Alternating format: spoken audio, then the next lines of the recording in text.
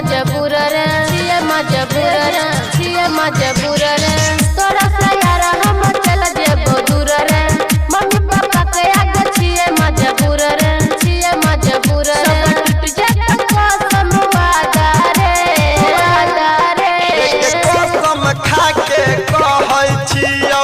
किछु तोहर इरादा गे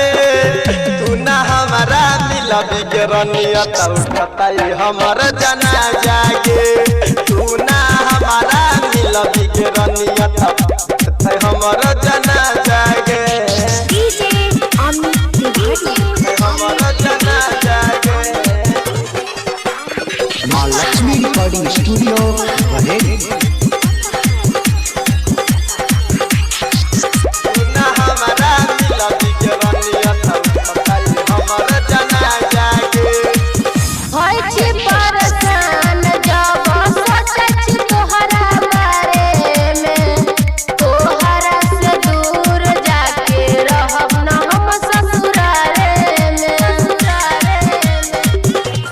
अपना दिल से हमारा जान तू निकल के जेबही के हमर सोचल पूरा सपना उजर के जेबही के हमर बसल तू दुनिया उजर के जेबही हमर टेंशन ली है हमर राजा कसम खा के कहै छियौ किछु तोहर इरादा गे तू ना हमारा मिलबी के रनियत उठतै हमर जनाजा गे तू ना हमारा मिलबी के रनियत उठतै हमर जनाजा गे डीजे अमित तिवारी हमर जनाजा गे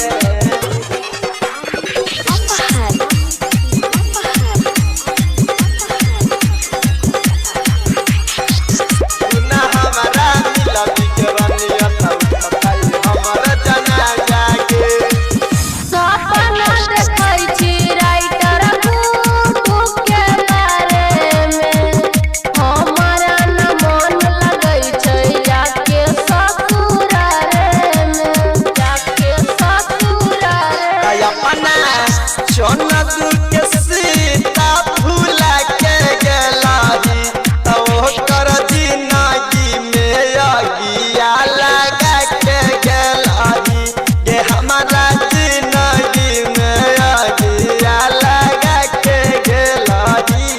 ऐसन